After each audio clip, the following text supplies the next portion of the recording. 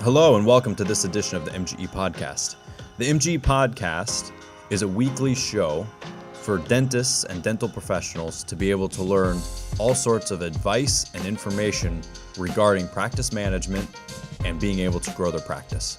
You're going to be hearing from industry professionals as well as MGE clients who actually have used the management system to be able to grow their business. The point of this podcast is for existing clients as well as people who are not MGE clients to be able to learn and apply it to their business so that they can provide a higher quality service to their patients. Enjoy the show.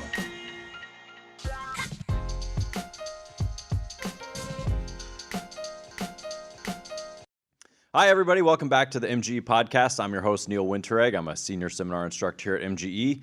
And today we have a very special guest. We have Mr. Jeff Blumberg joining us. He's the Chief Operations Officer of MGE. You've been here for 22 years now? Run the company since 1990. I've known him since I was like 9 years old. That's right. And I used to sell you pens. Yeah. My brother's pens. I was going to make a strange Goodfellas reference about that, but I figured find that a good idea. Well, before we get too deep into this, I want to let you know, every Wednesday, make sure that you are up to date on every episode of the podcast, either by subscribing to the MGE channel here on YouTube, and if you are listening to this somewhere, you can find us on iTunes, Google Play Store, Stitcher, Spotify, pretty much anywhere that has a podcast.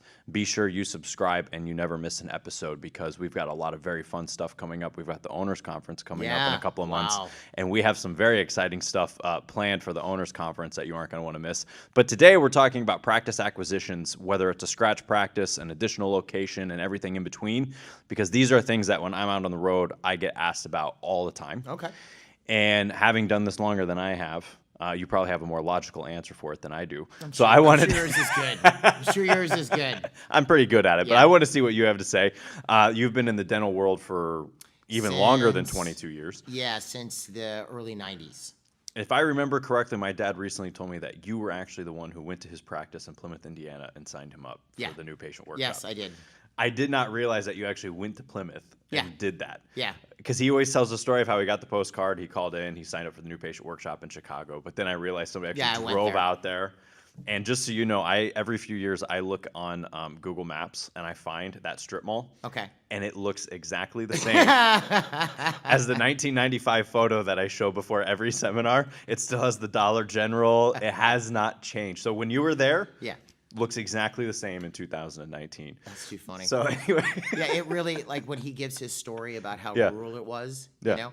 I remember driving out, and it was like 1993 or 4, whatever it was. And so I'm in my early 20s, and I was into chocolate milk then. I used to drink chocolate milk a lot. Whatever. So I'd stop for a chocolate milk when I'd get gas. You couldn't find that. No, I usually get quick, right? Yeah. So I stopped, and I knew I was in the middle of nowhere. It's a 2-lane road going, the biggest city coming out of the Chicago area, and I'd never heard of the chocolate milk brand before. That I'm buying at these little shops, right? And so then when we went to the office, I found it was next to a grain silo with a sign that said dental office. Yep. So when he wanted to do the new patient workshop, my biggest concern, I said, well, are there actually people here? So he said, yeah, it's fine. There's a Walmart across town and this. Yeah, so that was my biggest concern. I haven't been to Plymouth since probably 94, 95. I was probably 8 or 9 years old, but I know I could still get from his office to our old house just because there's only about 2 roads. Yeah. I got a good chance of making it there because there's really not many ways of messing it up. I am going to go back this year, actually, I decided, and take a photo in front of that old dollar store before they tear the place down because I know it's got to be getting torn down at some point. I think it'd be great. I want to get a new photo of it. It's a nice country town. It's out in the middle of nowhere. It is. It's like every other place in Indiana. Yeah. I mean, that's bigger than he was born in a place that to this day only has one flashing red light. This is a Bern. Yeah, that was in Bern. Yeah. So, that Plymouth is the big city compared to Bern. Right. Anyway, little family history there. So going back, all this because I've listened to Greg do the intro at seminars long enough. Yeah. Plus, you signed him up for the new patient workshop, which is pretty impressive. Rate he was paying when he got the loan for the practice. We joke about that. Yeah, we've all been there. Yeah. So talking about multiple offices, buying a second location, buying a scratch practice. These are the problems that people are running into today. Right. And what I typically find when I'm out on the road is somebody buying either their first office or a second office, and they're getting in way over their head. Okay. So, like somebody buying a $900,000 practice. Yeah. And the risk is very high when you've never owned a dental office before, and now you're jumping into something that's doing 900,000. Yep. You're paying 800 for it. Right. And if that practice just does the same as the old owner, you're actually losing money. Right, because you have all the debt. Because you have all the debt to service. And so what I find is people making these very interesting decisions. And then here's the other thing that always happens, which we can talk about later, is somebody buys a practice that's doing 800,000-900,000. Right. It goes down because the new owner is not doing things the same way as the old owner. Right. And then they blame their attorney or the other guy's attorney or somebody else for lying to them about, oh, well, there wasn't as many charts as they said there were, and that's why I went down. Yeah. These are all potholes that come up, and I wanted to kind of go over it and talk about it because I think right now is actually a really good time to buy a dental practice. I agree with you. And if you find one for $300,000 or $400,000, I would scoop it up no matter where it is. Yeah, it is a buyer's market for dental practices right now. And this is something we've been looking at corporately since... Actually, it was something Greg started talking about in 2011. He started putting some statistics together. We saw early warnings of it back in 2004. There was an article from Dental Economics where it just showed the number of graduates dropping, especially from graduates peaked I think in 1982 at around 5,700, and then from 90 to 96 the number of graduates dropped below 4,000. And I think it was last year, or 2017, they're now back up over 6,200. Meanwhile, the U.S. population's gone from 200 and something million to 300 and something million. So what we're finding, and you've probably seen this, is you're talking to an older doctor who was looking at their office as their retirement plan, thinking they're going to get the usual 70% of revenue. Yeah, not anymore. And they're having trouble selling it because it's a buyer's market. There's actually less dentists available. Plus, add to this, 40% of the profession right now is over 50. They're from the baby boomer generation, right? Or late Gen X. So we've got dentists retiring. We've been making less dentists up until recently. The last, 5-6 years is when the numbers are just starting to get back where they were in the 80s. But 6,000 is not enough. No, I mean, I think it was 50. For this day and age. Actually, I have the number written down. Yeah. I wrote it down. We had in 2017, 6,238. 2016, 5,957. This is from the ADA website. And from Dental Economics, we have the prior to that, in 82, it peaked at 5756. Then it went down, and now, so you look at 5756 in 1982, which is what, 37 years ago? Yeah, it was before I was born. Is that 37 or 27? My math. No, 30. 37. Yeah. Okay, and now 37 years later, we're graduating an additional 500 dentists. Which was ridiculous. Yeah. Meanwhile, U.S. population has gone up by 50 million people. Right. So I mean, you just do the math. There's a lot of practices that are sitting out there. Plus, the other thing that has happened in the last 10 years, 15 years, because I've been doing this for 16 years, so I'm actually now at the point now where I've seen trends in dentistry too, which makes me wonder, what am I doing? But I've seen trends where, Bank of America started giving a fresh student out of school $500,000 to open only a scratch practice. Only a scratch practice. They didn't want them buying existing practices. They wanted them to buy scratch practices with new equipment and new everything. But anyway, what's happened is I hadn't heard of that. Yeah. That's interesting. They would rather you open a scratch practice than go buy an existing practice for whatever reason. Or from a dollar perspective, the doctors decided they'd rather open a scratch practice than buy a new, whatever it was. Sure. But we've had so many more scratch practices opening up in that same time period. So you've got the old guys trying to retire, trying to get 100% of collections, which isn't going to happen anymore. No. Plus, you've got all these failing scratch practices. There's a lot of dental practices just sitting out there. I agree. And not enough people to scoop them up. Well, and this is why you see also we've had numerous clients come in and they're buying some retiring doctors' charts. Yep. Right. For $50,000. Yeah, and that could be a good investment. I think the numbers, Sabri, your top technical person, and or my deputy, right? Also my wife. Full disclosure, she's our top technical terminal. She's awesome. Sabri actually ran the numbers, and you can pretty much bank on converting. If you buy a retiring doctor's charts, you can bank on converting about 30% of those. Mm-hmm. Okay, so if I buy 1,000 charts, I can expect to see 300 people in my practice, assuming I get an endorsement, etc. So if you do that, it's an acquisition cost thing. Right. So if I spend $50,000 on 1,000 charts and I get 300 of them, I mean, I don't have a calculator in front of me, but you're then essentially spending $50,000 for 300 patients. Right. Right. Which, if that's not bad. I think that's an acquisition cost of less than $200 a patient. Does that sound right? Yeah, that sounds about right. Yeah, 300. Yeah. Yeah, so that's pretty good. Yeah, considering that's not bad. Normal acquisition costs are going to be 300 plus. I think for a postcard, if you're doing mailings, it's like 350. Google pay-per-click average is 422. You know, Viva Concepts ran a whole big study on this. It could go lower if you're smarter about it and you get referrals. Because if you get a patient for $300 and you get a referral, you've brought your acquisition cost down to 150, right? Yeah. But anyway, so they'll do that because again, you have doctors. They have a facility. Someone opened a scratch practice, and now they've got to get rid of their charts. So we've got a lot of clients coming in going, yeah, you know, so and so is offering their charts. They're buying charts, which I think would be cool. Yeah. We had one client in Michigan buy somebody's charts for like 40 or 50 grand, and then he did one $50,000 case off of one of those charts. So that paid for itself. Yeah. So it comes down to what you can convert, and that's where dentistry, as we know, has failed, is the conversion ratio. So it really depends on what your conversion ratio is going to be. But I would say that buying another practice or buying a scratch practice or buying a failing practice, you just have to think with the numbers involved. And I see way too many people putting way too much money into a practice and then not getting a return on investment for it. Well, I think it's sort of like it goes back to how the person is thinking managerially. All right. So because again, I've seen it numerous times where let's say let's take a total different scenario. A doctor has an existing office. They have 3 chairs. They feel like they're maxed out, and they go, I need to move. Now, maybe they could add another chair or 2, but they're thinking, you know, if I just move to this big 8-chair facility. Yes. This is the next thing I want to talk about. Actually. Yeah, this is going to be my dream office, and they're going to drop $400,000 or $500,000 on the build out. $1 million. Yeah, or it could be $1 million. You know, marble countertops, and it's state of the art. And they go in there, but the problem is they're thinking that the move itself and the nice stuff is going to boost their production. Yes. So I'm all for having a nice space. I'm into that, right? Yeah. Nice office. But the move itself doesn't necessarily translate into more production. It actually never does. Yeah, it doesn't. It doesn't. So what translates into more production or more productivity is, you know, more patients, more ability to service those patients, et cetera. So it's wrong-headed in that sense from a business perspective. You know, just like someone will think, well, if I buy X piece of equipment, if I buy a water laser, if I buy a cone beam or a CEREC, it's going to make my production go up. And I'll see, you know, promotional ads, especially from people walking in as a new client. You know, should I put CEREC on my promo piece? And no one's going to know what a CEREC is. Nobody the knows average what it person is. has no idea what a CEREC is. No. If you said, you know, same-day restorations, they might not even know what that is. They don't. Right. So, you know, Yeah. the only time I've seen that work was I remember talking to a client from Indiana, right?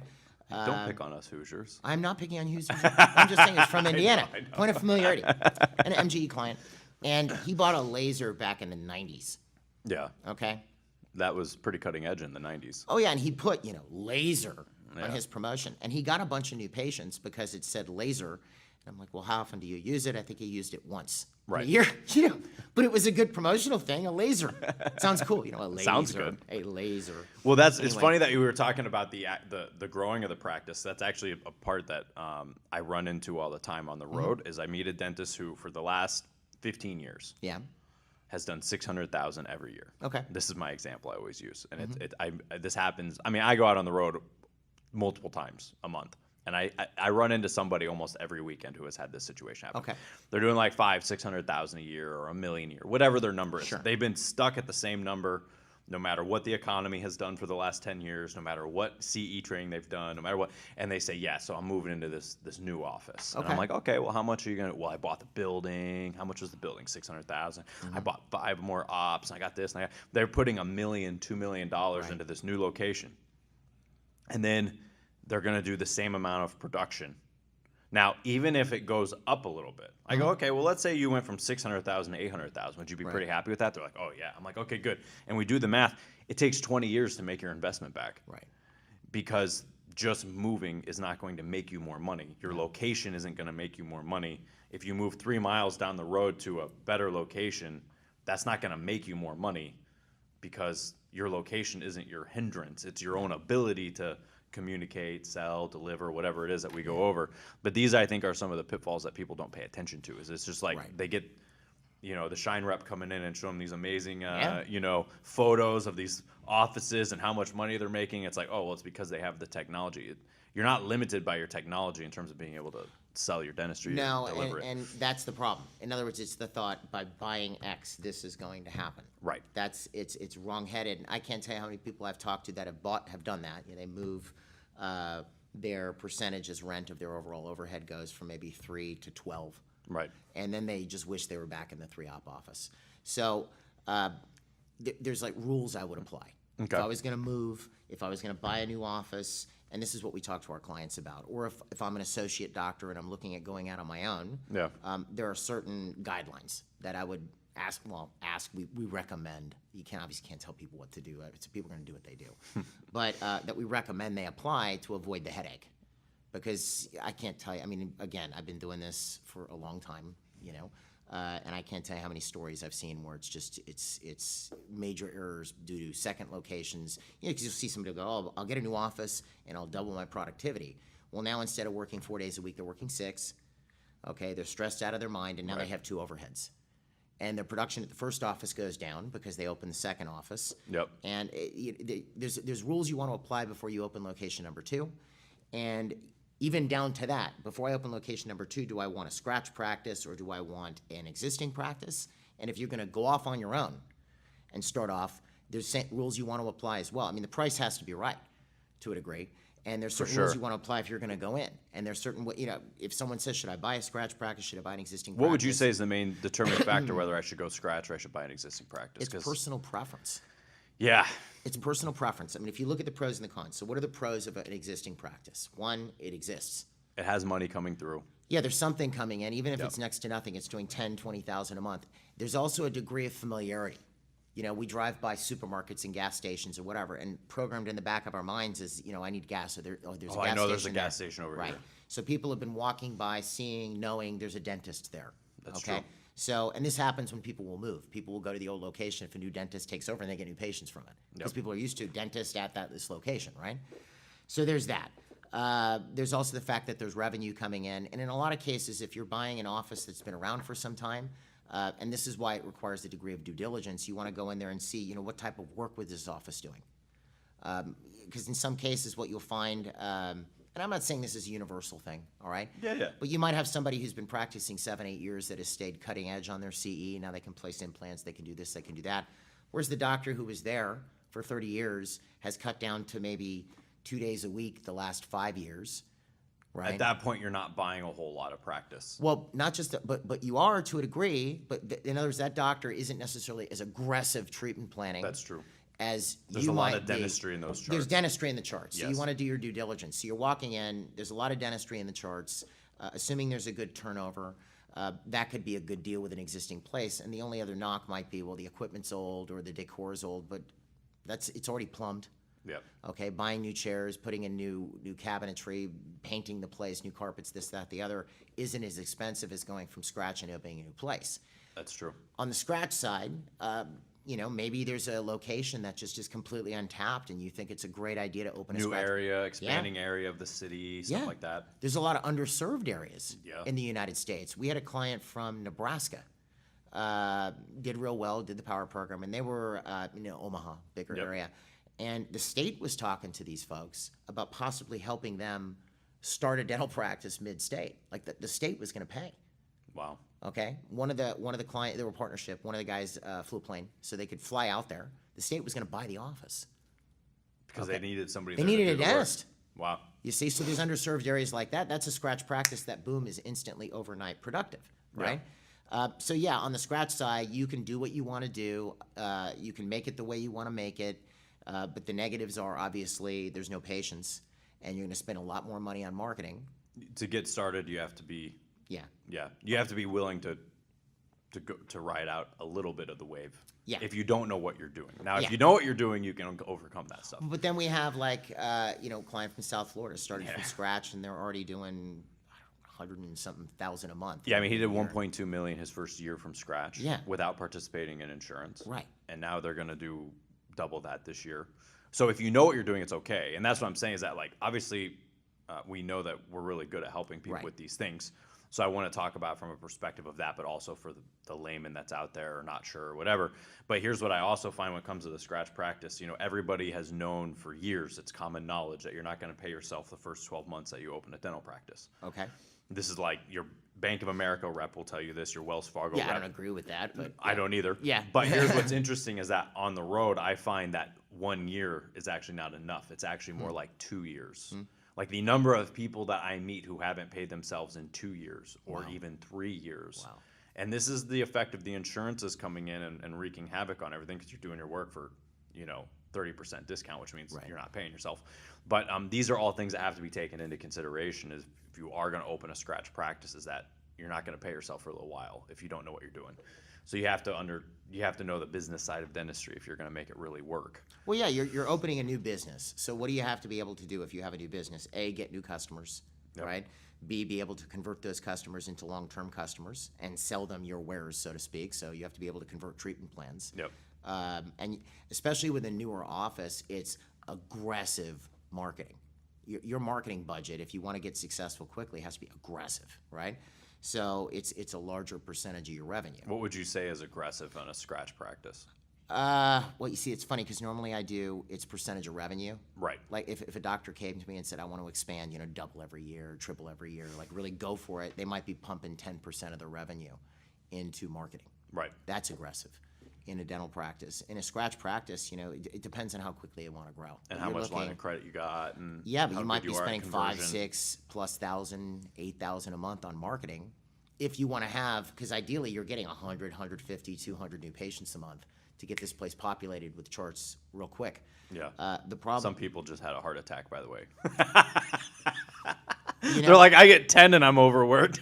Yeah. 150. But I mean, what I'm saying is, let's say No, you you walk have in and to. you have zero. Yeah, There yeah. are no patients. We have zero. You none. can't get 10 new patients a month. Yeah, so 150 new patients, you break it down, it's like 37 patients a week. That's a week worth of work. that's a slow week. Right. But that would be, a hygienist schedule, right? Yeah, So, basically. Yeah, but that's what you got to do. But if it's you that wanna open estimation up. of effort that people don't always think with. No. Right? Like I said, if you're doing 600,000 and you invest $1 million, you can't just do 600,000 anymore. You got to be doing 2 million out of your new place. Otherwise, it doesn't make sense to move. Right.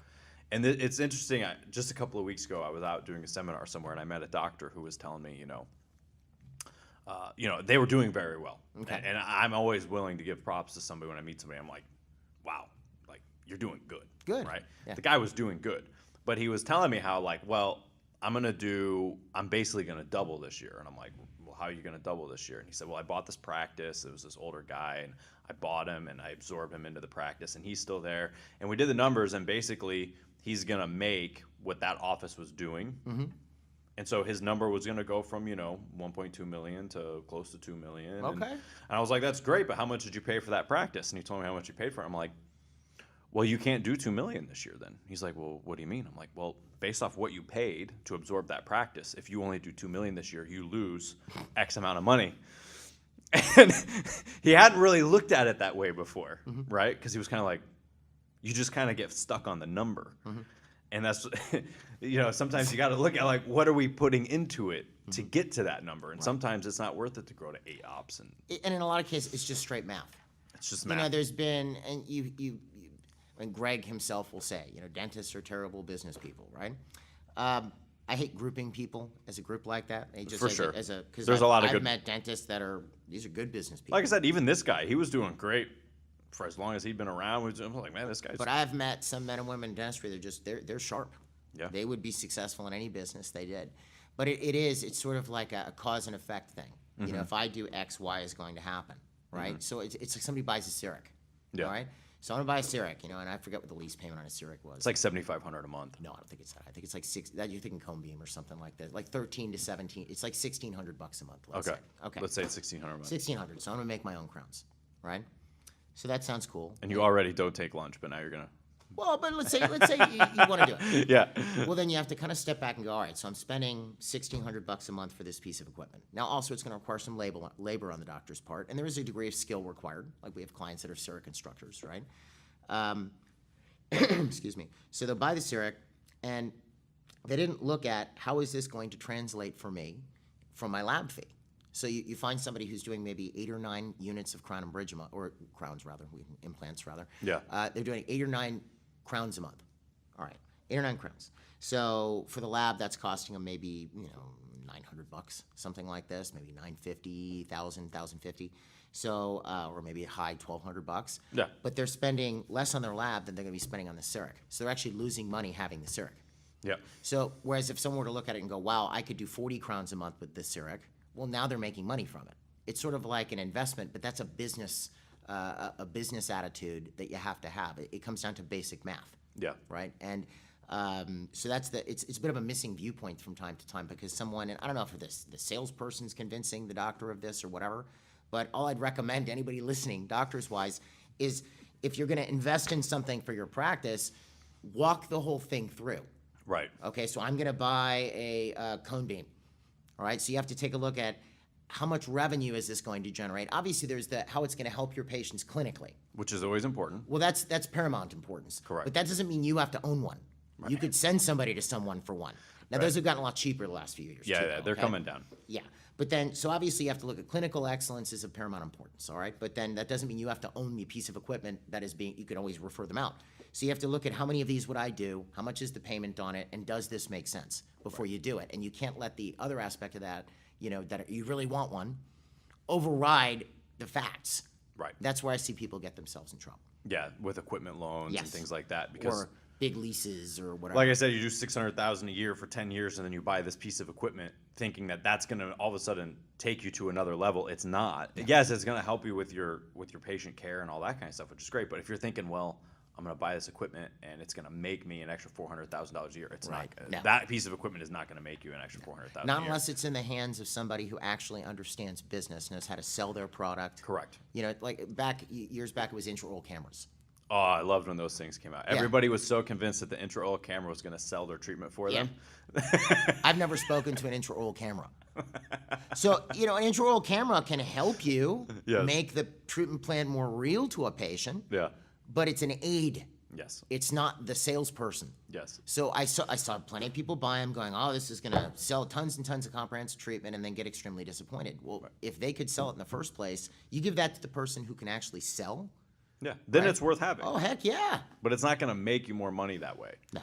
And this is what cracks me up sometimes about the dentists, right? When we're talking about dentists, is like I meet somebody who's going to open up a scratch practice or they're going to do something, and I say, listen, every client I've ever signed up in the last 16 years has always told me they wish they did this sooner. Meaning, like, I wish I did this before I bought a practice. And I'm like, here you are. You're going to be buying a practice in 6 months. Now's the time to get studying. And they, oh, well, I'm going to buy a practice and I'm going to work in it for a year or so, and then I'm going to come and do it. And I'm like, you wouldn't do that in dentistry. You don't go and try a root canal. And if you fail, then go and do schooling for the root canal. So all I'm saying is, like, I'm just asking you to you went to school for 4 years. Right. Just give me 9 days of your time, and I'll teach you how to actually be a business owner. Sure. That's the same, but we get so fixated because a dentist has gone to school for 4 years, you see everything through your delivery colored glasses. Yes. Is what I say. It's like it's all delivery oriented, which is amazing because dentists are unlike there's not many people on earth with that skill set. You're an engineer, a scientist, and an artist kind of rolled into one. Yeah, I mean, that's why it's unbelievable. I love the dental profession. I mean, it's one of the few professions of medicine where you can walk in with a problem and walk out not with a prescription. I mean, in some cases, if you have access, but not with a prescription for a medication, but you actually walk out with the problem addressed and fixed. There are very few professions medically that actually do that. There are ENTs, maybe PTs. Right. You can walk into an ENT and they fix your problem and you walk out. I think that's cool. It's not like you just walk in and they go, here, take this pill, and you leave, right? I mean, it's a body part that you actually get another one of. Yeah. That's true. I mean, it's pretty interesting. That's pretty special. I know, it's pretty cool. So But I love from the a business profession. perspective, if you don't have the business side figured out, it hurts the overall experience. Well, and it's actually, the fallout from it has been a couple different things, right? Is one, because the average dentist doesn't have any type of a business background or training. All their training is clinical. Right. So now you've thrown, and I don't know how many times I've had you probably had clients tell you this story, that, they got through dental school, passed their boards, and then they actually, maybe they associated a bit, they're doing whatever the senior doctor wants, they're seeing kids in emergencies or whatever, and then they actually have to present a big case, or at least a larger case, right? 3 crowns and 5 root canals, whatever, or 5 crowns and 3 root canals. And then they realize people don't just automatically want to do what's best for them. Right. Oh, I want to think about it. Let me see what insurance will pay. I have to go on a cruise, and it's a bit of a reality check. Right. Right. And then it continues. Then you start to develop opinions about what's going on. That's in where the dentistry. watch comes from. Your first day of working somewhere, you find out what a watch is. Yeah, we're gonna watch that. But then it's interesting because you have this inability or lack of. It's really not an inability. It's a lack of understanding and training in how to market, sell, and manage a business. Because Yeah. like any business has to sell, deliver, and get new people. Yes. Right. And then management runs all that. So because they don't have a background in this, they have a background in delivery. Yeah. Meaning the doingness of whatever they do, right? Dentistry in this case. So it actually opens the door to a few things. This is why you've had inroads from managed care the last, 20, or actually more than 20 now. I'm getting old. Last 30 years. Right. Right? Because I remember and I'm going way back. This was around the time your dad became a client. Yeah. I was talking to a lot of new dentists, and at this point, HMOs were becoming big in dentistry. And I would talk to doctors, and they were petrified about not joining the HMOs. Right. Petrified because I'm going to get locked out. I'm going to get stuck out. I'm going to be the only guy not doing it. And everybody's going to be in HMOs. Right. And I'm not going to have any patients, and I'm going to go out of business, right?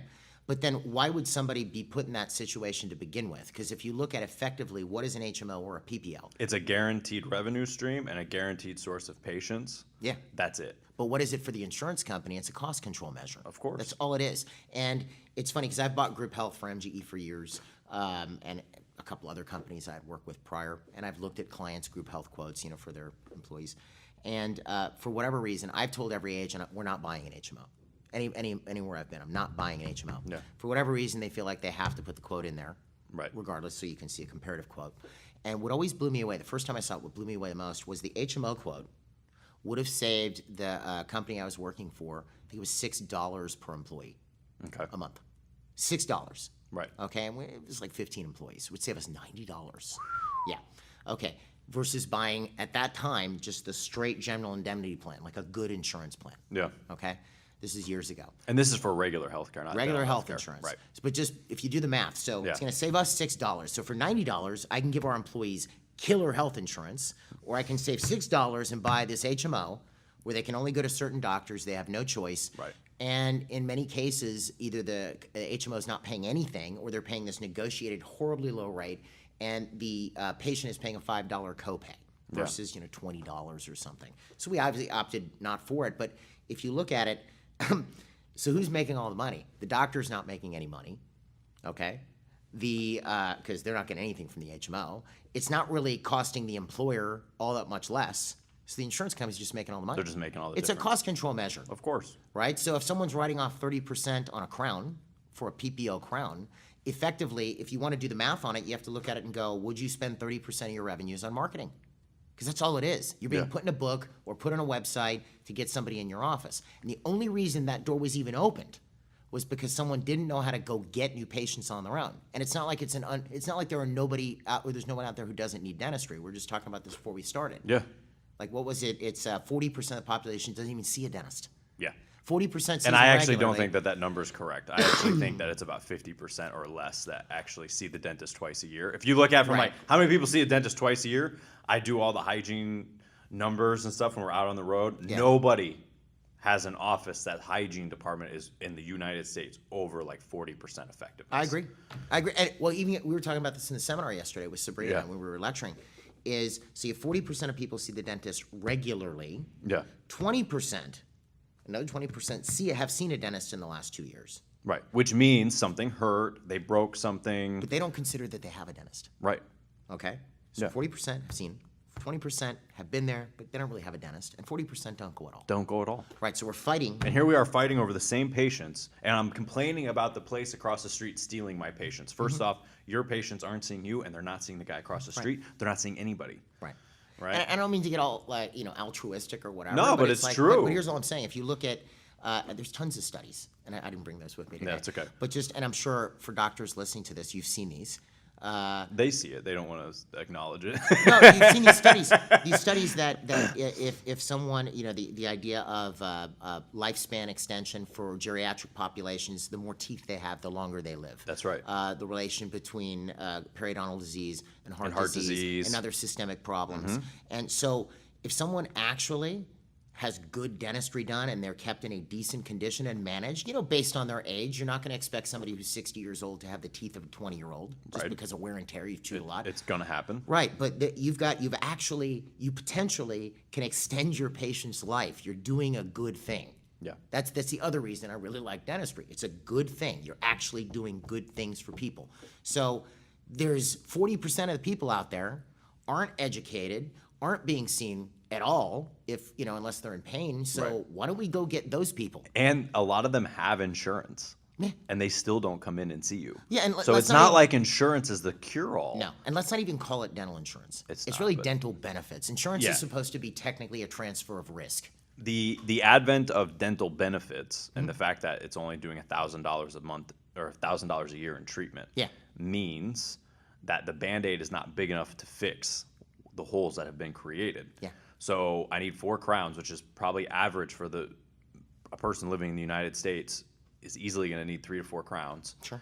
And I'm going to get one fix now and then one next year, but then something else is going to go wrong. And it's just this thing that has been created by the insurance company. It's a whole. But the profession's played into it. Because we've been told that talking to patients is bad.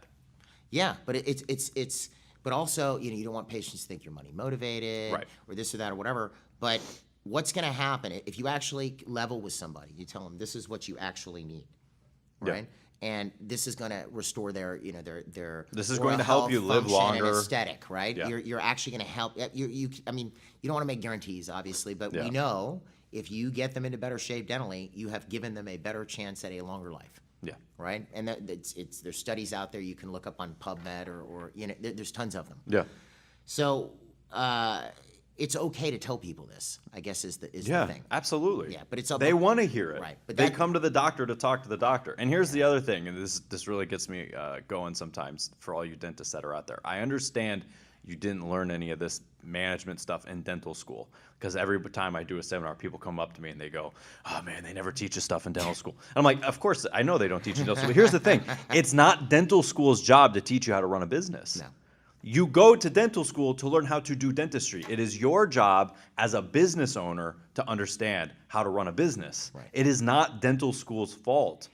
Now, yes, could dental schools do a little bit better of a job? Yeah. Yes, they could. But when I go to mechanic school to learn how to fix an engine, I'm not learning how to, repair a hole in the seat in the interior. True. It's a different. Or run an auto shop. Or run an auto shop or whatever. It's like you go to dental school to learn how to do dentistry. Now it's your job to learn how to be a business owner when you decide to open a practice or when you decide to buy a practice. You're no longer a dentist, you're a business owner. Right. So you have to learn how to do that. Right. And not everybody wants to be a business owner. So if all they do is go to dental school, they're fine. They just go and they be a dentist. But even if you're an associate doctor and you're in a position where you have any case, not necessarily treatment planning, because you should know how to treatment plan. Right. But if you have any case presentation responsibilities. If you're getting paid based off a percentage of collections and you know how to sell. And you have to present the treatment. Yes. Now you're in a different realm, because now you've taken, you have the skill set, you can do these various things, but now you have to communicate to another person and get them to agree to do their treatment plan. That's a whole different skill set from the actual ability to do the treatment plan. And I guess the way I would position it is so you walk out of dental school, maybe you've been practicing for a few years, maybe you're working for a corporate chain or whatever you might be doing, and you want to go off on your own. And you look at it and you go, okay, well, I'm missing all these business skills. You could do a few things. You could complain about it and lament the fact that dental school didn't teach it to you, or you can do something. If I got stranded on a desert island with my volleyball, yeah, I've forgotten. He actually extracted his own tooth in that movie. He did actually. Yes, I actually rewatched that movie recently, and that scene meant a whole lot more to me than it did when I watched it as a kid. He was hating on his endo pretty hard. Yeah, it's the endo's fault. I think his endo married his ex. Whatever. Anyway, we're going, whatever. But so you could sit there and lament the fact you're stuck, or you could get off the island. Right. So you find whatever situation you find yourself in. Yeah. And we've had some clients with some wild stories. Like, we had a client who tried escaping from Cuba. It took 3 times. Oh, yeah. Now he has a $5 million a year practice. That's all I'm saying. It's like you can overcome anything. Right. Moved to the States, became a dentist. But he got thrown back the first 2 times. He was caught and sent back. Like, he had a rough life. Yeah. But so anybody can overcome anything, but it takes, the first point you have to decide is, I'm going to do something about this. Right. You see, and not, the other side too is some people, like there's this, what is the term that runs around, I'm looking for some pearls, Yes. right? I hear that a lot. Now, it's not my favorite stone, so I have a thing on it. I think sapphires are prettier, but whatever.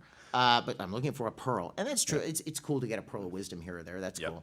But you need a system. You need an education in the subject if you want to be successful. And I would say that because we started talking about practices and stuff, but we've gone off a we little went way bit. off the beam here. But it all makes sense because if you're not willing to be a business owner, don't open a practice. No.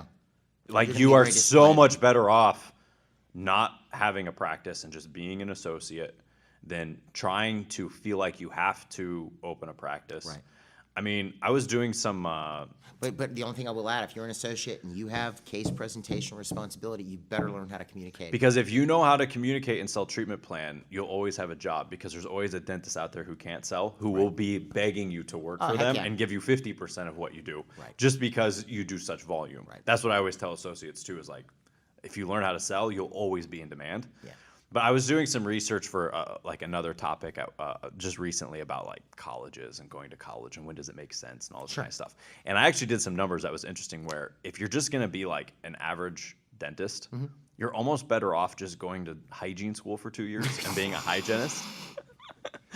Right? Because if you look at the average incomes, Yeah.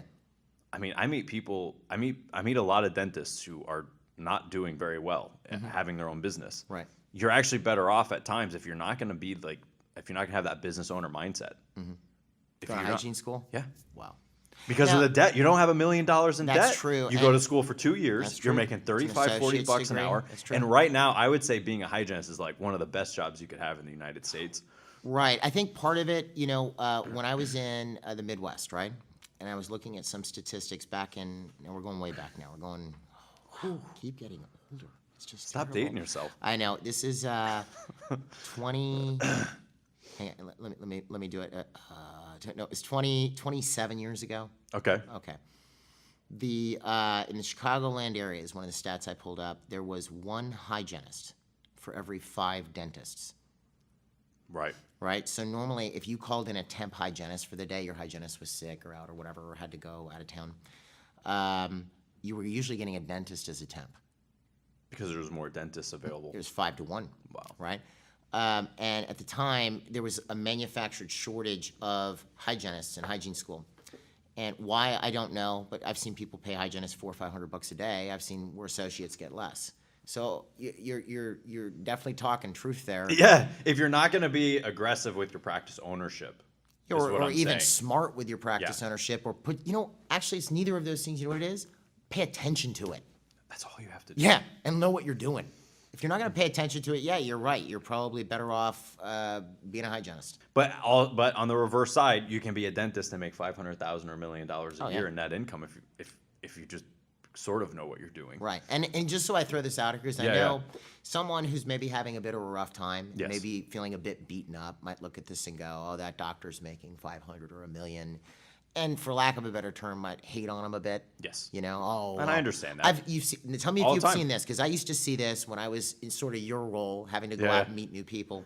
But they'd look at a client's statistics, and then they'd go, "There's no way you could effectively see 100 new patients a month, Correct. and do all a comprehensive exam and this and that." And Yeah. truthfully, you can. It can be done. It's Yes. called organization, Yep. or having the appropriate number of providers. And they would sort of hate on them, or there's no, how could they be selling all that Their treatment? dentistry must be really bad. Or they're doing Stuff treatment like people that, don't yeah. need. And, you get a small group of people that can't get off that. Right. And obviously for MGE clients, doing great dentistry is something that, obviously we don't interfere with the clinical area or even advise on it, but the fact that you have to be a good dentist is a big deal here. Absolutely. You can't do bad dentistry. No, you won't make it in MGE. Yeah. Like I remember years back, your dad was talking to somebody, dentist to dentist, who was had this associate. Yeah. And had just had him for a little bit, and this was a newer client, and Greg's asking about the associate, and the guy says he doesn't like his associate, and so Greg asked him, "Well, would you let him work on you?" And the client said no. Right. Greg blew up. Yeah. I didn't yell or scream, but Greg was not happy. Like, why would you hire somebody that you Yeah. wouldn't let work on you, and you're going to let them work on your Yeah, patients? like that's not cool. That's called money motivation. Yeah, that's not okay. Yeah. So yeah, we do make it important. We make that you it got to important. do good dentistry. You know, Yeah. we don't necessarily recommend go do this CE program and that CE program. Now, It's all individual. Not to toot our own horn, but I run into that all the time where, I got a dentist in the room who's doing $30,000 a month for the last 25 years. Yeah. And I got somebody stand up at the front of the room who says, I did 150 last month and I worked 5 days and, stuff like that. Yeah. Right? That person is gone. Like, they're like, this guy did what I did in 6 months with 80 days of working, and he did it in a week, Not to toot our own horn on it, but what is the average? You just I think you did a stat analysis recently, but what's the average MGE client do production collections wise? Well, I know. Typically, I know from like a study that we had done, an average office, 4 ops, Yeah, we had working 4 days a week, was about 1.2 million a year. It actually might be more. I think it's more than that now because it was an old number. I did a review of our client base, and I don't have the math in front of me. It's I'm going to give you rough math. Yeah, give me a rough estimate. Because the reason I'm saying is that because we kind of, I personally was kind of talking about how like you should go be a hygienist. I didn't mean that really, but yeah. I'm saying if you can do 1.2 million Yeah. a year, Yeah. then it's worth it. Obviously, that's how you make it. Let's say it's between the average power client now, and this is including newer or ones that have graduated, is doing about 1.4. Okay, Okay, average. right, and that's usually on about 3 to 4 days a week. Yeah, That's it's a not killing normal yourself. schedule, I always tell people not to work Correct. Saturdays unless you really like it, but Right. most people don't. Right. And And then we just did the exam. We did the analytics on like we just did some analytics recently because sort of we've been a bit of I don't know. I hate to. It's a bit of a trite phrase, sort of like the best kept secret. Like we don't really tell people. We've kind Right. of just advertised on our own to our own people. We haven't really gone out to trade shows or this, that, or whatever. We just Right. were doing our We own do our thing. own thing. Correct. And that's So- why we're doing this podcast, is because we want people to know we're like Hello. real people, We're and here. like We're normal. this is, we couldn't have scripted this because it's not scripted. We haven't because even talked about what this we're is supposed weird, to yet, but so there you go. I think I did a little bit. No, we did some analytics. The new patient workshop, right? Which right now we're doing a special, and don't hold me to it because I don't know when you're going to listen to or watch this. Normally it's $11.95. We're doing it for $4.99. That's the And if price. you watch the podcast and you say you watch podcasts, they can say $500. All right, look, if at any time in the next year or 5 Whenever. minutes, I'm kidding, whenever, if you've watched this podcast and you want to do the new patient workshop, you can have it for $4.99 from me, right? And Neil. Anyway, so yeah, the analytics on the new patient workshop, 2-day workshop, money back guarantee, $4.99. The average increase is 42% sustained increase in new patients. I mean, that doesn't seem like much, but if you are doing 20 new patients a month, the average person may be doing 20, 30, but it's exponential based on your number. So if you're doing 20 new patients a month, you'll see an increase on average of 8 new patients a month as a result of coming. Which is solid. Yeah, for $499 to learn something, and it comes with a money back guarantee. And we're pretty liberal with that. I will give somebody their money back for the $499 Oh, yeah. for up to 6 months, months. after the course, even if you came. And even if you don't come, you Look, can you get your could come money to the new back. patient workshop, drink 20 cups of coffee, take all the hot cocoa packets off the hotel thingy, right? And talk to our people for 3 hours and go back and 5 months and 29 days later get your money back. Like, I don't care, right? We don't. I mean, that would be pretty We know it creepy, works. but Yeah, just saying. we know it anyway. works. Especially if you drank all the hot cocoa. But, so we have new patients, somebody will come to new patient workshop, see a 42% increase, right? Okay, yep. $499 money back guarantee. For the tuition, right? Yes. Not for your travel and whatever. Okay, so then the MGE communication and sales seminars. And we talked about the subject of sales. Sales isn't about being high pressure or lying. It's about being able to get your patients to want what they need. Teach people how to communicate. I'm one of the speakers at the ABCs, your dad, and the CEO, Louis Clone. And what's the average increase with those? Average increase from the ABCs are? Yes. Drum roll, please. Yes, after the first month, the person sees on average. This On is off of average. a study from the last 5 years. This is after one 3-day seminar at our office. Correct. So Got it. someone shows up April 7th or whatever the date is, comes for 3 days, goes home. In May, they will see, on average, a $13,464 increase in collections, not production, And just for reference, those seminars cost $10,500 for all three. for all three. all three Plus, you seminars. get the new patient workshop. Plus, and we're not tooting our own horn here. I'm just letting everybody know what the kinda reality are, is. but It kind of is. All right. You can call me and I'll sign you up. But Yeah. so $13,000 increase from one seminar. One seminar. Okay. That's the first month. Yes. 6 months later, when we look in on those people, they've now had a sustained increase of an average of $15,668 a month. Wow. Okay, so 6 months later. So that's what, $100,000 That's more than that. It's in almost 6 months. It's almost $200,000. It's like $180,000. Wow. Then 12 months later, we visit those doctors. This was, again, tons of doctors over, because we have hundreds of doctors come to these things. Yeah. 12 months later, they're seeing a collections increase of $24,116.77. Right. So I have to apologize to everybody out there because for the last while I've been saying it's a 35% increase in 90 days, and that's too low. Correct. So we're talking about 300,000 a year, basically. Yeah. 25,000 a month. Guy, right. Yeah. Power programs see more. Yeah. Now the power program, Power obviously, program, someone's doing the more. full training. And, that's essentially, so if you're out there and you're going, should I get involved with MGE? I'd recommend two things. One, I'd check out the new patient workshop. We do it now. We actually added locations. We used to just do New York, LA, and Yeah, we here. just did Dallas 2 weeks ago for the first time. I was there for that one. We're doing it again. We're doing that one again because that one was awesome. We're doing in Dallas again, I think, in September. Yeah, I saw it on the board. Yeah. And then we're going to Chicago. Chicago in April, but then we're going back in October, and we added Seattle.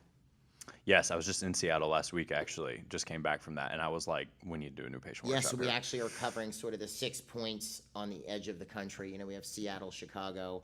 You can New York. get to a new patient workshop with less than a 3-hour travel time. Yeah. Is really from about anywhere in the United And States. Canada. No, I mean, we don't Yeah, do yeah, it in Canada, and, but yeah, coming from New Canada, York, unless you're Chicago, in, and the Seattle. Yukon. We Yeah. got New York, Chicago, and Seattle. So anybody in Canada can make it there in under 3 hours Yep. as well. Yep. Which is, and a money back guarantee. You got really nothing to lose. Yeah, so check out the new patient workshop, or if you want to take the plunge, come to the MGE Communication Sales Seminars. We call them the ABCs because it's Seminar A, Seminar B, Seminar C. Yeah. Yeah. Yeah. No, that's amazing. So then let's go back really quickly to the practice. Oh, like what we were supposed to talk about. Yeah. Okay, cool. We Good. slightly deviated, I know. but it's okay. We're digressing. Our producer got us back on track here. Yes, we're getting the Thanks, evil Adam. eye. Thank you. But shouldn't you talk about what the podcast is about?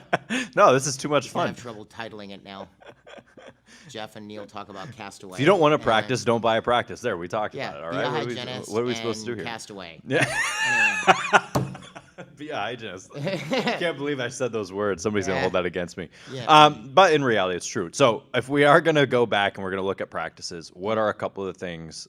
First off, we covered you have to use your own judgment as to whether or not you want an existing practice or a scratch It's practice. actually preference. It's So a total, yeah, it's a preference. let's take a couple scenarios because really we see it in two ways. One, you're an associate doctor, right? And you've passed your boards, you're ready to practice, right? Yeah. So you're going, okay, I'm going to buy my own office, right? We have Yep. some clients do that. Used to happen a lot more.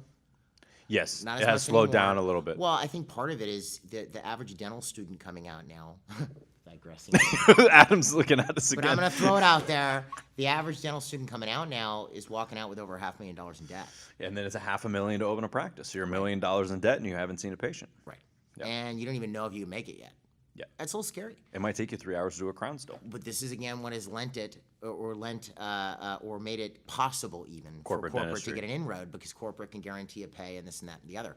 The only thing I'll say about corporate, well, no, let's forget about corporate. Yeah, we talked about them in episode 1. If Yeah, you didn't and see that one, go check that Look, one. don't worry about it. You can make it. It's Yeah. not a problem. Whatever. Yep. Okay. So you're an associate doctor. You're looking at buying your own office. So Yep. first off, it's personal preference. Is it really important to you to have your own scratch place, right?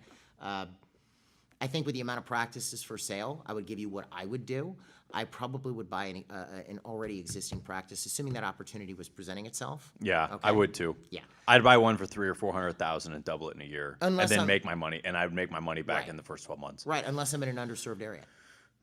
Yeah. Where there's not a lot of dentists, in which That's case true. maybe a scratch place works. So let's say you're starting scratch, right? What would be a few things I would look for? First off, location doesn't have to. Your location really doesn't matter.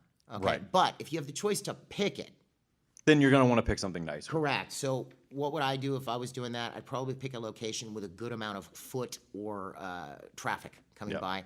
And this might be a little bit of a no-brainer, but for example, we had somebody on the West Coast, and he's told me about that when a Starbucks opened up in his Like the strip mall. Yeah. his new patients went up by 20 a month because it was foot traffic. Yeah. Right? So that's helpful. Like a place where there's a lot of people running around, great. That's pretty cool. You would also have to have an idea generally of what's my plan here. Do I want to have a bigger office? Am I looking for a smaller office? Because then you don't necessarily have to put all the chairs in at once, but you might want to plumb for 5 or 6 chairs. Maybe you only start with 2 or 3. right? Yeah, don't equip them all right away. Yeah, you don't have to equip them all right away. But you plumb for them, right? So there's that, and there's also the demographic of the area that you're going into. If you're going to set up, let's say, for example, next to a college, okay? So unless you're getting the professors, because if you look at it, a lot of heavy-duty restorative dentistry is going to happen when people are over. It's not on the 18, 19, 20-year-old college. Not unless they're hockey players. Right. You're doing some implants, right? But generally, it's going to be people who are a little older, that are middle age, like my age, right? Are going to. He said it. I did not. But someone in my age group, right, would be prime restorative candidates. Absolutely. For crowns or this or that or whatever. And I have an onlay and whatever. Yeah. So that's sort of the things I would be looking for if I'm opening scratch. If I'm buying existing, there's a whole other thing, a bunch of things. I'm going to want to do my due diligence with the charts. I have seen cases where I've seen it as bad as where someone took, and you may not remember what these are. Have you ever heard of the yellow pages and white pages? Yellow pages, I don't know. Yeah, I know. My just kids kidding. used to wonder why people were dropping this stupid book out in front of my house. I still don't know why they drop them off. Do they still drop them? Yeah. I haven't seen one in years. Anyway, so they had the white pages, which had the names of people that weren't unlisted. Yeah. Yeah. I remember. I know about this stuff. Yes. I know about this stuff. Okay. So in the white, are we talking about this? The white pages? How did I get into this? The yellow pages, the white pages. Oh, no, what I was saying, his office. Yeah. And you said he bought an office, and someone grabbed the white pages. The seller grabbed the white pages. And put the names put names in there. Oh. Yeah, they'd never done any treatment on these people. And the doctor, when he was buying, Thinks that you're buying all these charts. didn't do his due diligence and really, now it was not a paperless office, right? So it would have required physical inspection of some of the charts. Yeah. Because you didn't have all the treatment in there or whatever. You could have looked deeper for treatment planning, because I think it was whatever it was Easy Dental or whatever software they had at the time. Yeah. But didn't look. So ended up with a practice that looked like it had X amount of charts when in fact it didn't. Yeah. So you got to look at this stuff. Yes. I would go through charts and look at how many watches have been placed and know that I can double this practice overnight. Yeah, I would look at what's been being treatment planned. Like what's being treatment planned and what hasn't been done. Right. That's what I want to know, because if I buy a practice for 300, I can make it do 600 its first year. Then it's worth it. Right. But buying a practice for $1 million that is really supposed to be doing about $1 million, you're going to lose money because you can't pay yourself. Now we have had clients do that. Yeah. They go. We've had clients buy a practice for $700,000 that did $1 million a year, because usually practice purchase price is going to be sort of the sweet spot is always 70%. Yeah. And it can be lower or higher depending on the market. I mean, during that whole 08 period, I was talking to somebody in Orange County who paid 50%. They paid 110%. Wow. This was during the whole psychotic real estate market. Yeah, that's how Canada is right now. They're paying 200% and 300%. What? Yes. Wow. Bidding wars happen in Canada on practices. Okay. $1 million practice went for 2.5, and then the bank lends on it, which is a whole other story. That's we'll talk amazing. about that. We'll talk about that for you truthfully, Canadians. the dental offices, the good thing about a dental office is it is the second least likely business to go out of business in the United States. Right. Right. Which is why banks are happy to lend Right. for it. It's a very unrisky business. Although people always ask what's number one. Last I checked, I think it's funeral homes. They're dying to get in, right? Yeah. Funeral homes. I mean, it's not funny. It's kind of a depressing subject. I understand, but it's like there's always going to be people passing away. So And there's always going to be people who need their teeth fixed. That's true. Just like, So it's as a base business model from a risk perspective, it's not terrible. That doesn't mean you're going to necessarily make a huge amount of profit out of it if you don't know what you're doing. So. this is hard hitting. You can either be a hygienist or an undertaker. I'm not saying undertakers make more money. It's just that the business is less likely to go out of business. That's Absolutely. all. So anyway, so I would do my due diligence if I was buying an existing practice. Okay. Look in the charts and find out what it is that you're getting. Yes. Don't just take somebody's word for it, because Correct. I see people get burned in that a lot. Correct. And Sabrina and I have helped people with this. We don't do this as a service. It was friends, and we went to a practice that were looking at buying, and we just pulled chart after chart after chart after chart after to really look, right? Yep. So we had a client bought a place that was doing $1 million for like 700 and something. He was freaked out. Now the good thing about this client, which kind of leads into the next thing I would say to any associate, is this client had done a ton of CE, had practiced for 7 or 8 years, so he was very confident as a dentist. Yeah. Okay, in his ability to do dentistry, and also his speed at doing effective, high-quality dentistry. Okay, because that's another issue. Coming out of dental school, you'll have some doctors who are fast and some doctors who are slow. And this isn't a judgment thing. This is just it just is what it is. This is a reality thing. Yeah. Okay. If I had a restaurant and it took me 6 hours to turn over a table, I would have a restaurant that made no money. Right. Okay. So a doctor has to take a look at, okay, at my clinical skill set and speed, can I actually be profitable in this practice? We had one person who was a client years ago. She joined the military when she came out of dental school. Because what she said is, she said, listen, I realized after I got out of dental school, I am not fast enough to make any money at this, right? So I need to go do it. Yeah. Or I don't have to sell it or this or that or whatever. Plus, you get better at it when you go to the military and you get to do it all the time. And well, you get better with repetition, right? Yeah. You do something enough and eventually you get good at it. So that would be the main issues I would be looking at. If I'm an associate, is my clinical toolbox full enough and is my speed adequate to actually be successful? B, what location am I going into? If I'm buying a place that's existing, I'm going to look at the charts.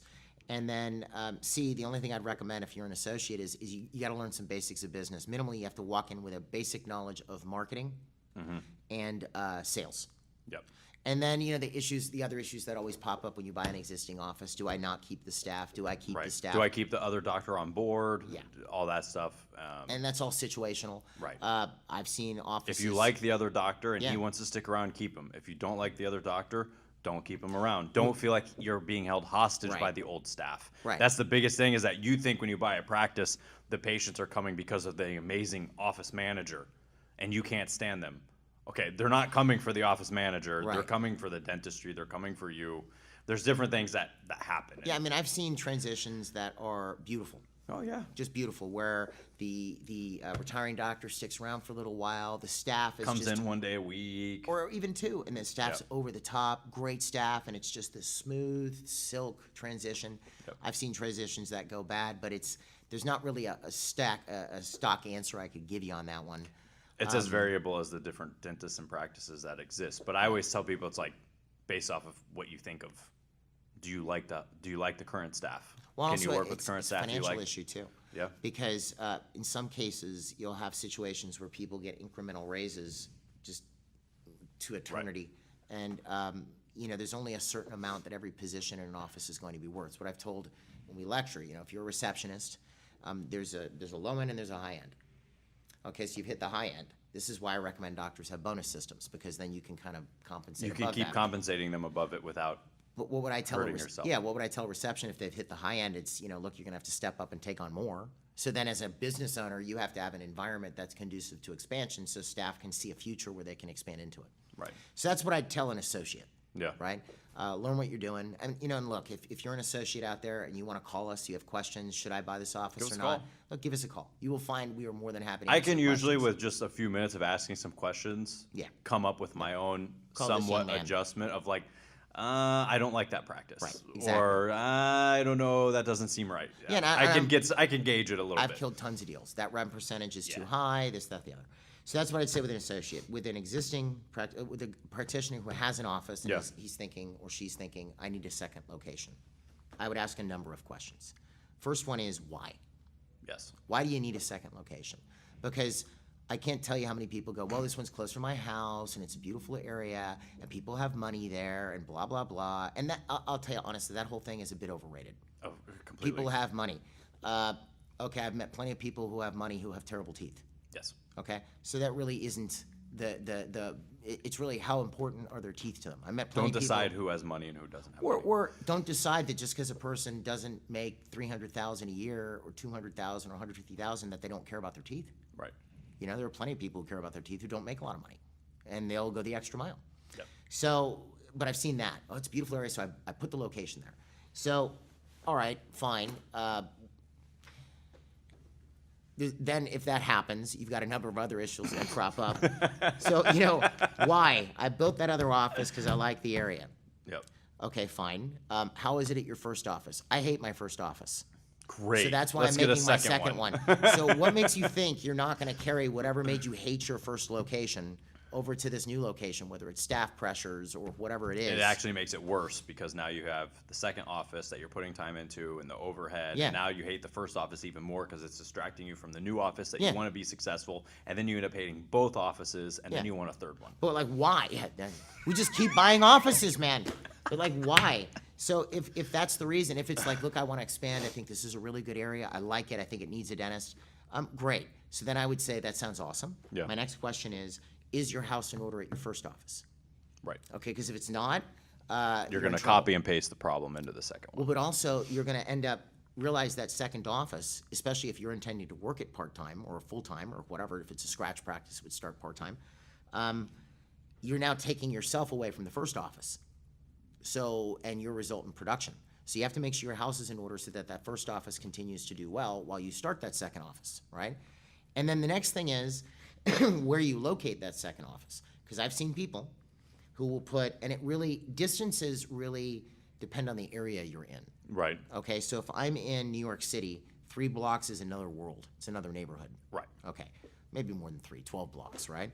But if I'm in, well, here in the Tampa Bay area, I drive 9 miles to go see my doctor, and I drive 15 miles to work, and I don't really care. That's normal. Yeah, I don't really care. Yeah. Right? In New York City, you're in a whole other That's borough. an hour of travel time. Yeah, you're in another borough, right? So it's all relative. So if I'm in a rural area and I have one practice, and then I go, I want a second location, and I put it 15 minutes away from the other practice, in everybody's mind, that's the same practice. That's the same practice. So now I want you to imagine, you go later on, you know what, I want to sell one of my offices. Generally, selling is going to come with some degree of covenant not to compete. So if you're the buying doctor, or the purchasing doctor rather, and you see this person has 2 offices, why would you buy this office if they're still going to be in this one? You're going to lose all the patients. Right. So you have to think with that. Yeah. Right. You have to think with that when you're Very opening important. up. Yeah. So location's important, especially with relation to the first office. And I've seen people say this would be great. We can share patients between offices. That's terrible. That doesn't make any sense. No, Just it's use a, one office it's to a say the same bad patients. idea. Unless you're a specialist. I have a friend who's an orthodontist. Yeah. And beautiful, gorgeous office on the West Coast. And he's got well, this was years ago, he had 3 locations, all right? The second location was an hour away, right? And it was only a day or 2 a week, and it was fine. And then he would go, he'd go down to way down south in the state for once every 4 weeks. And it was mainly because he went down with his brother. They'd go dune buggying, and he could go there one day every 4 weeks, right? But that all worked out. As a specialist, it can work out. Yeah. For a GP, you're setting up separate businesses. So, distance is important and things of that nature. And then it's back to the scratch and non-scratch, scratch and existing practice issues again and things you want to look at. But I think it's, like I said earlier, because there is a buyer's market for dental practices. Now's a good time. There has never been a better opportunity to be a dentist and have multiple offices. And I'm a big fan of that because I think dental offices, this is a unique idea, should be owned by dentists. Yeah. Wow. Just saying, not corporations. Yes. Yeah, I agree. I think I would not let a non-dentist dictate my care. Yeah. And if you guys watching or listening haven't listened to the first episode with Dr. Winter, we talk about the corporate dentistry. Yeah, we where talk Greg gets about into that. why it's not a problem. Be sure you listen to that, because if you are freaked out about the words corporate dentistry, if that gives you a heart attack, just listen to that first episode, because it's really not your competition. Right. It's a total different ball game. Yeah, but we have clients that own multiple offices, and then the second problem. issue becomes, so now I'm a practicing doctor. I got my first office. I'm opening a second office. I need to look at how I'm going to split my time between these. And what I'm a big fan of, and this is just Jeff's personal preference, if you're going to have multiple locations, I think it's important to have partners in those locations. Okay. Now, partnership, you want to do gradually over time. Give them a piece of the pie after a certain amount of time. Yeah, that or can work grow, out some kind of a buy-in or something, because you want someone with skin in the game on location. And you also don't want to jump into a partnership with somebody that you don't know super well. Correct. You want to work together This with them is for like, a while. I see people all the time like, oh, I'm looking to bring on a partner. And it's like, I think 6 months is adequate. yeah. Ideally they come in, they sign an associate agreement, and even a buy-in and buy-out agreement, buy-in agreement at that same time. They don't buy in yet, but it can be triggered once you're sure the whole associate thing's going well. Yeah. And you've gotten to know this person. Because then the deal is this: if I've got an associate in my second location or my first location, and between this office is open 4 days, this one's open 4 days, each office, and then I lose the doctor because they quit, I'm now going to have to start You have cutting two out. practices. Yeah, I'm losing my mind. Yeah, And I've seen that happen a lot. absolutely. And I've seen it happen. Both practices go down. I to 3 recommend getting days. that second one when you're already well out of the first one. Yeah, or at least down to the point where you maybe have an associate in the first one, Right. so you can kind You of have an associate or two over there. And it's getting busy. You could open up that associate's time, and that associate has to be able to sell and interface with patients, and a good, strong office manager who's running that business for you. Yeah. there's a lot of infrastructure that has to happen. Yeah. But I wouldn't just, again, it could, a second location. It's like going to the ATM, and no, it's not. I know I've said this before to the guys listening, but like if you're doing $50,000 a month in one office, the secret to doing $100,000 a month is not to open a second location. No, because you got a second overhead. You have two overheads, and anyway, it's crazy. But you got to do it at the right time, and that's what we help with. Right. Obviously. Well, and think about it. You're paying rent on an office 7 days a week, 24 hours a day. Yep. Now you just doubled that.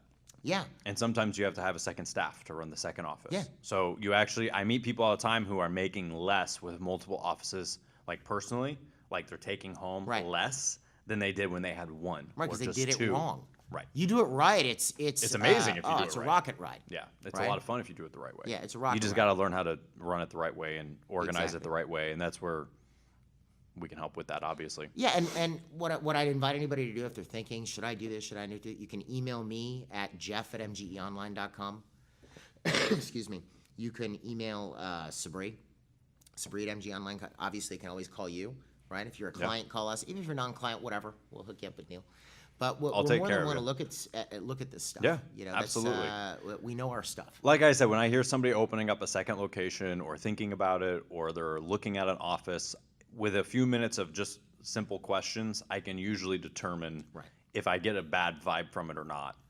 And usually the bad vibe is when I get the answer of, well, it's closer to my office and or closer to my house, and it's a new area and there's nobody there, and I think I'd rather be there anyway. Okay, that's like bad indicator right off the bat. Or someone will think, oh, it's a beautiful area, it's gorgeous, it's like a spa. They have money there. Like bad answer. Yeah.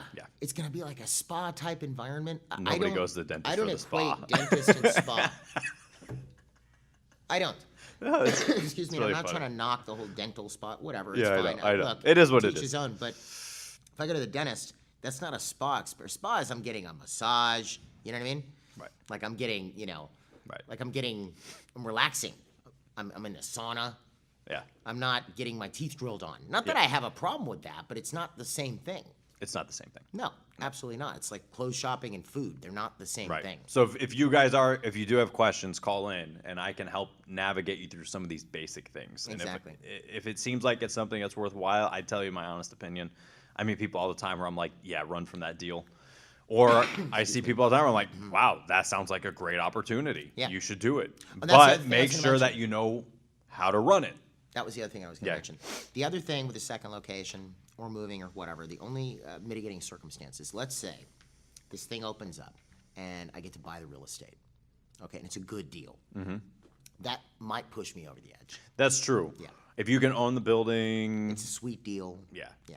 Yeah. No, that's always helpful. That's always good. Excellent. Well, I think that about brings us to the end of today's episode. I hope he talked about what we were supposed to. We're going to make Adam have to figure out how to title this one. Adam have to edit. But for all of you that are out there, if I haven't said it enough, please call us if you have any questions. I will help you. I'll give you my free advice. The phone number is 1-800-640-1140. And again, if you're watching this and you want to do the new patient workshop, just tell the person you're talking to, if it's not myself, it's one of the other people here, hey, I listened to the podcast and I want to do the new patient workshop. It's $500. I'll take care of you. All right. $499. It's even cheaper.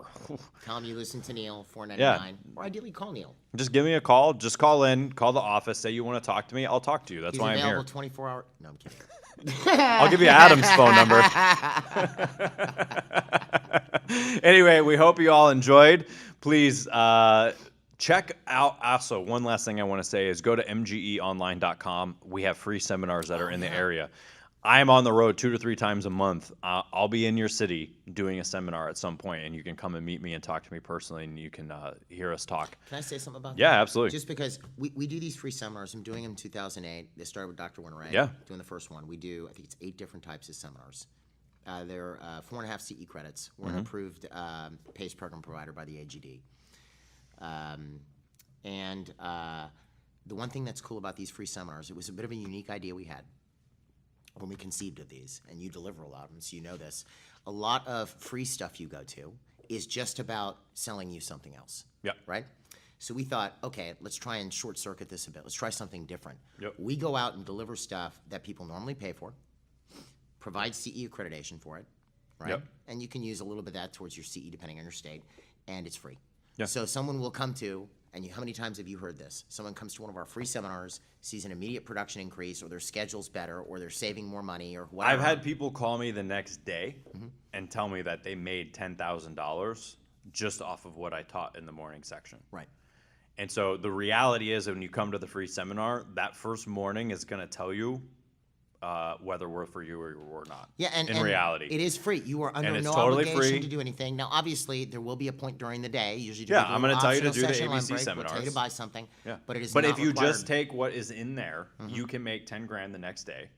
If you just change your own mindset, and you have to be able to look in the mirror. Yes. And that's what makes our clients different, is they look at what I say and they go, I can do that, and they do it. Right. It's a doingness involved. And if you sat through this whole thing, yes, and you're like, "There's no way all this stuff works" or whatever, I'm going to tell you that you should find out for yourself. Yeah, that's just all do it I for will yourself. say. And if you still can't get over it, I could give you 10 sorry. clients to talk to who are all going to tell you to do it, and you'll still sit there and tell me you have to think about it until you find out for yourself what works for you. And it's just a thing where you have you to know go who and you you have are. to find We're out. talking to you. That's Actually, right. I don't know who you are. But, I know who you are because I see you all the time. I would like to meet you. Anyway, cool. All right, Anyway, that's the end. Thank you so much.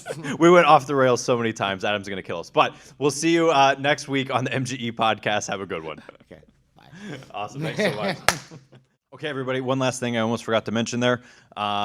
We also have an online training platform called DDS Success. This is something that has been being used by MGE clients for some time, and it's now open to everybody to be able to use. So if you are buying a new practice, or you need help with some of the stuff that me and Jeff were just talking about here, I want you to go to ddssuccess.com. And there's a promo code that I'm going to give you that instead of $289 a month, it'll be $269 for the month. It's an ongoing subscription. You can cancel it anytime. Right now, there's over 30 hours of content available to you, over 15 different courses on different subjects on DDS Success for you and up to 10 staff to be able to watch. So go on, sign up, use the promo code NEIL269, NEIL 269, and actually start watching some of the videos on there. If you don't want to travel or come do the new patient workshop or whatever, that's another thing that you can do to help you right away. So I hope that helps. I'll see you next week.